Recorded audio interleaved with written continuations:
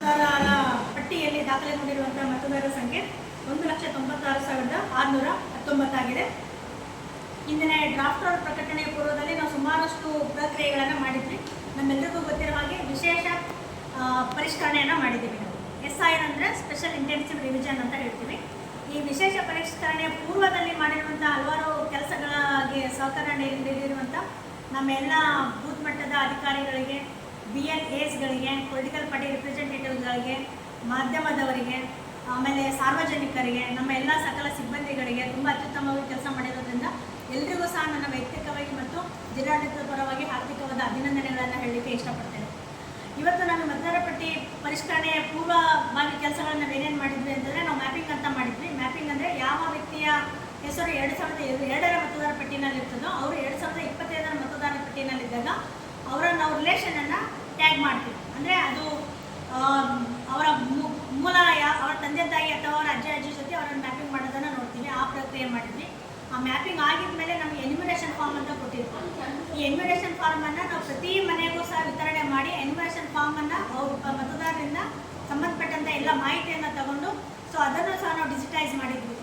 ಒಟ್ಟಿನಲ್ಲಿ ಹೇಳೋದಾದರೆ ನಮ್ಮ ಸುಳ್ಯ ಮತಕ್ಷೇತ್ರದಲ್ಲಿ ಸುಮಾರು 91% ನಾವು ಡಿಜಿಟೈಸೇಷನ್ ಮಾಡಿದ್ದೀವಿ ಎನ್ಯುಮರೇಷನ್ ಫಾರ್ಮ್ಸನ್ನು. ಆಮೇಲೆ ಮ್ಯಾಪಿಂಗ್ ಮಾಡಾಗಿದ್ಮೇಲೆ ಇಲ್ಲಿ ಅನಾಮಲೀಸ್ ಅಂತ ಬರ್ತದೆ. ಅನಾಮಲೀಸ್ ಅಂತಂದರೆ ಏನಾದರೂ ಸ್ವಲ್ಪ ಅವರ ಹೆಸರಿನಲ್ಲಿ ಅಥವಾ ಅವ್ರ ಇನ್ಷಿಯಲ್ನಲ್ಲಿ ಅವರ ವಿಳಾಸದಲ್ಲಿ ವ್ಯತ್ಯಾಸಗಳಿದ್ದರೆ ಅದು ಎನಾಮಲೀಸ್ನಲ್ಲಿ ತೋರಿಸ್ತದೆ. ಎನಾಮಲೀಸ್ ಸಹ ನಾವು ಮಾಡ್ಕೊಂಡಿದ್ದೀವಿ. ಇವತ್ತು ನಮ್ಮಲ್ಲಿ ಪೆಂಡಿಂಗ್ ಇರುವಂಥ ಒಟ್ಟು ಎನಾಮಲೀಸ್ ಸಂಖ್ಯೆ 10,892 ಎನಾಮಲೀಸ್ ಇದೆ. ಆಮೇಲೆ ನೋ ಮ್ಯಾಪಿಂಗ್ ಅಂದರೆ ನಮಗೆ 2002ರ ಮತದಾರ ಪಟ್ಟಿನಲ್ಲಿ ಅವ್ರ ಹೆಸರಿಲ್ಲ, 2025ರ ಮತದಾರ ಪಟ್ಟಿನಲ್ಲಿ ಅವ್ರ ಹೆಸರಿಲ್ಲ. ಆದರೆ 2025ರ ಮತದಾರ ಪಟ್ಟಿನಲ್ಲಿ ನೋಂದಣಿಯಾಗಿದ್ದಾಗ ಅವರ ಇನ್ಫಾರ್ಮೇಷನನ್ನು ನಾವು ಇವಾಗ ತೊಗೊಂಡಿರ್ತೀವಿ. ಆ ಥರದ ಮತದಾರ ಸಂಖ್ಯೆ ನೋ ಮ್ಯಾಪಿಂಗ್ ಇರೋಂಥದ್ದು ನಮ್ಮಲ್ಲಿ ಒಟ್ಟು 2,251 ನೋ ಮ್ಯಾಪಿಂಗ್ ಕೇಸಸ್ಗಳು ಬಂದಿದೆ. ನಮ್ಮೆಲ್ಲರಿಗೂ ಗೊತ್ತಿರೋ ಹಾಗೆ ಒಟ್ಟು ಮತದಾರರ ಸಂಖ್ಯೆಯಲ್ಲಿ ಇವತ್ತು ಡ್ರಾಫ್ಟ್ ರೋಲಲ್ಲಿ ಪಬ್ಲಿಷ್ ಆಗಿರುವಂಥ ಮತದಾರರ ಸಂಖ್ಯೆಯನ್ನು ನಾವು ಮೈನಸ್ ಮಾಡಿದಾಗ ಒಟ್ಟು 11,868 ಸಂಖ್ಯೆ ನಮ್ಮಲ್ಲಿ ಡಿಲಿಷನ್ ಆಗಿದೆ. ಅಂದರೆ 2025ರ ಮತದಾರ ಪಟ್ಟಿಗೂ ಇವತ್ತು ಪ್ರಕಟ ಆಗಿರುವಂಥ ಡ್ರಾಫ್ಟ್ ರೋಲಿಗೂ. ಹಾಗಾದರೆ 11,868 ಜನ ಎಲ್ಲೂ ಹೋಗಿದ್ರು ಅಂತಂದಾಗ ಎಲ್ಲೂ ಹೋಗಿಲ್ಲ, ಅವ್ರದ್ದು ಸಪ್ರೇಟ್ ನಾವು ಲಿಸ್ಟ್ ಮಾಡಿರ್ತೀವಿ. ಅದಕ್ಕೆ ASDDO ಅಂತ ಹೇಳ್ತೀವಿ. A ಅಂದರೆ ಆಬ್ಸೆಂಟೀಸ್, D ಅಂದರೆ ಡೆತ್, ಅನದರ್ ಒನ್ D ಅಂದರೆ ಡುಪ್ಲಿಕೇಟು, O ಅಂದರೆ ಅದರ್ಸ್, S ಅಂದರೆ ಶಿಫ್ಟೆಡ್. ಈ ASDDO ಲಿಸ್ಟಲ್ಲಿ ಇವ್ರು ಇರ್ತಾರೆ. ಈ ASDDO ಲಿಸ್ಟಲ್ಲಿ ಇವ್ರು ಇರೋದ್ರಿಂದ ಇವ್ರದ್ದು ನಮಗೆ ಡ್ರಾಫ್ಟ್ ರೋಲಲ್ಲಿ ಕರಡು ಮತದಾರ ಪಟ್ಟಿನಲ್ಲಿ ಹೆಸರುಗಳು ಮೈನಸ್ ಆಗಿರ್ತವೆ. ಇವಾಗ ಇವರು ಮತದಾರ ಪಟ್ಟಿಗೆ ಸೇರ್ಪಡೆ ಆಗಬೇಕಾಗಿದ್ರೆ ಅವ್ರ ಕ್ಲೇಮ್ ಅಂತ ಅಬ್ಜೆಕ್ಷನ್ಸ್ ಪೀರಿಯಡನ್ನು ನಾವು ಕೊಡ್ತೀವಿ. ಇವತ್ತಿನಿಂದ ಅಂದರೆ ಆಗಸ್ಟ್ 24, 2026ರಿಂದ ಅವ್ರ ಕ್ಲೇಮ್ ಪೀರಿಯಡ್ ಸ್ಟಾರ್ಟ್ ಆಗ್ತದೆ. ಇದು ಎಲ್ಲಿವರೆಗೂ ಅಂದರೆ ಸೆಪ್ಟೆಂಬರ್ 23, 2026ವರೆಗೂ ಅವರಿಗೆ 1 ತಿಂಗಳ ಕಾಲಾವಧಿ ಕ್ಲೇಮ್ಗೆ ಅವಕಾಶ ಇದೆ. ಈ ಸಂದರ್ಭದಲ್ಲಿ ASDDO ಲಿಸ್ಟಲ್ಲಿರುವಂಥ ಮತದಾರರು ತಮ್ಮ ಅಬ್ಜೆಕ್ಷನನ್ನು ರೈಸ್ ಮಾಡಬೇಕು. ಆ ರೈಸ್ ಮಾಡಿದಾಗ ನಾವು ಅವರಿಗೆ ನೋಟಿಸನ್ನು ಜನರೇಟ್ ಮಾಡಿ ನೋಟಿಸ್ ಕೊಟ್ಟು ಅವ್ರಿಗೆ ಹಿಯರಿಂಗ್ ಕಾಲ್ ಮಾಡ್ತೀವಿ.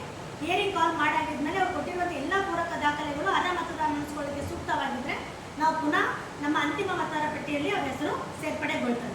ಇವರು ಎಲ್ಲೂ ಹೋಗೋದಿಲ್ಲ.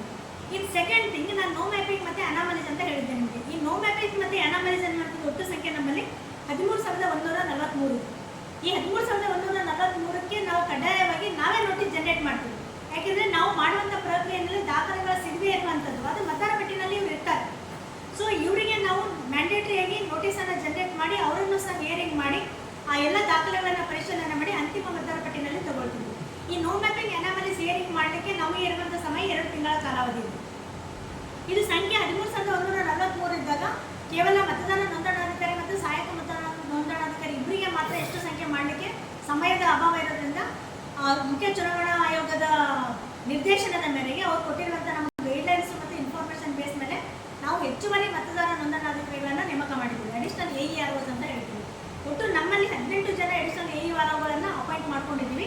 ಅವರು ಮತಗಟ್ಟಿನಲ್ಲಿಯೇ ಇದ್ದುಕೊಂಡು ಆ ಮತಗಟ್ಟೆ ವ್ಯಾಪ್ತಿಯ ಯಾವ ವ್ಯಕ್ತಿ ಈ ನೋ ಮ್ಯಾಪಿಂಗ್ ಮತ್ತು ಅನಾಮಲೀಸ್ ಲಿಸ್ಟಲ್ಲಿದ್ದಾರೆ ಅಥವಾ ಯಾರು ಕ್ಲೇಮ್ಸನ್ನು ಅಬ್ಜೆಕ್ಷನ್ ರೈಸ್ ಮಾಡ್ತಾರೆ ಅವರಿಗೆ ನೋಟಿಸನ್ನು ಕೊಟ್ಟು ಅವರಿಗೆ ಅನುಕೂಲವಾಗುವಂಥ ಸ್ಥಳದಲ್ಲಿ ನಾವು ಅವರಿಗೆ ಹಿಯರಿಂಗ್ ಮಾಡಿ ಮತ್ತೆ ಅವರನ್ನು ಸಹ ನಾವು ಮತದಾರ ಪಟ್ಟಿಗೆ ಸೇರ್ಪಡೆ ಮಾಡುವಂಥ ಕ್ರಮವನ್ನು ಜರುಗಿಸ್ತೀವಿ.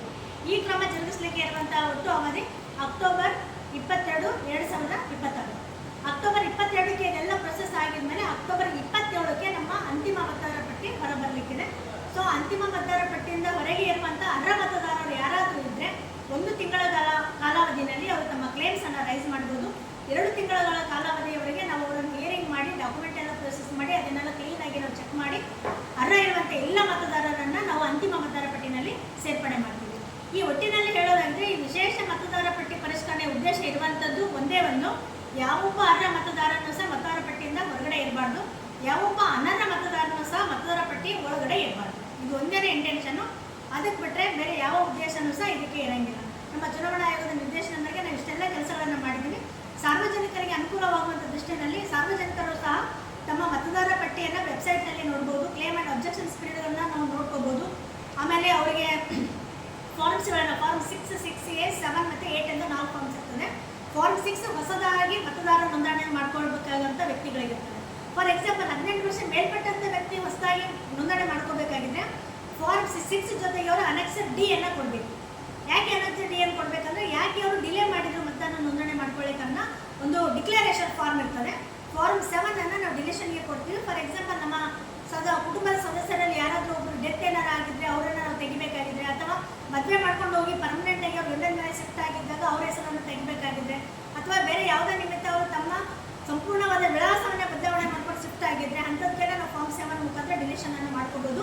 ಫಾರ್ಮ್ 8 ಇರ್ತದೆ. ಫಾರ್ಮ್ 8ಅಲ್ಲಿ 4 ಕೆಲಸಗಳನ್ನು ಮಾಡ್ಕೋಬೋದು. ಒಂದು, ವಿಳಾಸ ಬದಲಾವಣೆ ಇದ್ದರೆ ಫಾರ್ಮ್ 8 ಅನ್ನು ಕೊಡ್ಬೋದು. ಅದು ಇನ್ AC ಮತ್ತು ಅಕ್ರಾಸ್ AC ಎರಡೂ ಸಹ ಬರ್ತದೆ. ಆಮೇಲೆ ಏನಾದರೂ ತಿದ್ದುಪಡಿಗಳು ಮಾಡ್ಕೊಳ್ಬೇಕಾದ್ರೆ ಹೆಸರಿನಲ್ಲಿ ತಿದ್ದುಪಡಿ ಇರ್ಬೋದು, ಆ ಥರದ ಏನಾದ್ರು ತಿದ್ದುಪಡಿ ಇದ್ದರೆ ಫಾರ್ಮ್ 8 ಅನ್ನು ಕೊಡ್ಬೋದು. ಆಮೇಲೆ ಕೆಲವು ಕಡೆ ಹಳೆ ಎಪಿಕ್ ಕಾರ್ಡ್ ಇರ್ತದೆ, ಅದರಲ್ಲಿ ನನ್ನ ಹೆಸರು ಚೆನ್ನಾಗಿ ಫೋಟೋಸ್ ಎಲ್ಲ ಕ್ಲಾರಿಟಿ ಇಲ್ಲ, ನಾನು ಅದನ್ನು ಚೇಂಜ್ ಮಾಡ್ಕೋಬೇಕು ಅಂದರೂ ಸಹ ಫಾರ್ಮ್ 8 ಅನ್ನು ಕೊಟ್ಟು ಅವರು ತಮ್ಮ ತಿದ್ದುಪಡಿಯನ್ನು ಮಾಡ್ಕೋಬೋದು. ಸೊ ಈ 4 ಫಾರ್ಮ್ಸ್ಗಳನ್ನು ಸಹ ಆನ್ಲೈನಲ್ಲಿ ಲಭ್ಯ ಆಗ್ತದೆ. ಆನ್ಲೈನ್ ವೆಬ್ಸೈಟನ್ನು ನಾನು ಹೇಳಲಿಕ್ಕೆ ಇಷ್ಟಪಡ್ತೀನಿ, www.co.karnataka.gov.in. ಈ ವೆಬ್ಸೈಟ್ಗೆ ಹೋಗಿದ್ರೆ ಪ್ರತಿಯೊಬ್ಬ ಸಾರ್ವಜನಿಕರು ಸಹ ಮತದಾರ ಪಟ್ಟಿಗೆ ಸಂಬಂಧಪಟ್ಟಂತೆ ಸಂಪೂರ್ಣವಾದ ಮಾಹಿತಿಯನ್ನು ತಗೊಂಡು ತಮಗೆ ಅನುಕೂಲವಾಗುವಂಥ ರೀತಿಯಲ್ಲಿ ಆನ್ಲೈನಲ್ಲೇ ಎಲ್ಲರೂ ಪ್ರೊಸೆಸ್ ಮಾಡಿ ಹೊಸದಾಗಿ ಅವರು ಮತದಾರ ಪಟ್ಟಿಗೆ ಸೇರ್ಪಡೆ ಮಾಡ್ಕೋಬೋದು, ತಿದ್ದುಪಡಿ ಮಾಡ್ಕೋಬೋದು, ಶಿಫ್ಟ್ ಸಹ ಮಾಡ್ಕೋಬೋದು. ಸೊ ಒಟ್ಟಿನಲ್ಲಿ ನಮ್ಮ 2026ರ ವಿಶೇಷ ಮತದಾರ ಪರಿಷ್ಕರಣಾ ಪ್ರಕ್ರಿಯೆಗೆ ಸಹಕರಿಸಿರುವಂಥ ಮಾಧ್ಯಮ ಮಿತ್ರರಿಗೆ ನಾನು ವಿಶೇಷವಾದ ಧನ್ಯವಾದಗಳನ್ನು ಹೇಳಲಿಕ್ಕೆ ಇಷ್ಟಪಡ್ತೀನಿ. ಯಾಕಂದರೆ ಈ SIRಗೆ ಸಂಬಂಧಪಟ್ಟಂತೆ ಭಾಳಷ್ಟು ಕಡೆ ಕೆಲವೊಂದು ನೆಗೆಟಿವ್ ಥಾಟ್ಸ್ ಎಲ್ಲ ಸರ್ಕ್ಯುಲೇಟ್ ಆಗಿತ್ತು.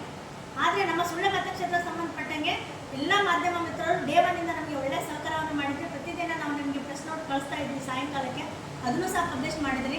ಪ್ರತಿ ವಾರ ಮಾಡುವಂಥ ಪೊಲಿಟಿಕಲ್ ಪಾರ್ಟಿ ಮೀಟಿಂಗು ಸಹ ನೀವು ಎಲ್ಲ ಸಾರ್ವಜನಿಕರಿಗೆ ತಲುಪುವಂಥ ರೀತಿಯಲ್ಲಿ ನಿಮ್ಮ ಮಾಧ್ಯಮಗಳಲ್ಲಿ ಪ್ರಕಟಣೆ ಮಾಡಿದ್ದೀರಿ. ಸೊ ಇವತ್ತಿನ ವಿಷಯ ಸಹ ಸಾರ್ವಜನಿಕರಿಗೆ ನೀವು ತಲುಪಿಸೋದ್ರ ಮುಖಾಂತರ ನಮ್ಮ ಮತದಾರರ ಪಟ್ಟಿ ಆರೋಗ್ಯಕರವಾಗಿರಲಿಕ್ಕೆ ನಮ್ಮೆಲ್ಲ ತಾವು ಸಹಾಯ ಮಾಡ್ತೀರಿ ಅಂತ ಭಾವಿಸ್ತಾ ನನ್ನ ಮಾಹಿತಿ ಕೊಡುವಂಥ ಪ್ರಕ್ರಿಯೆಯನ್ನು ಮುಗಿಸ್ತೇನೆ. ನಮಸ್ಕಾರ.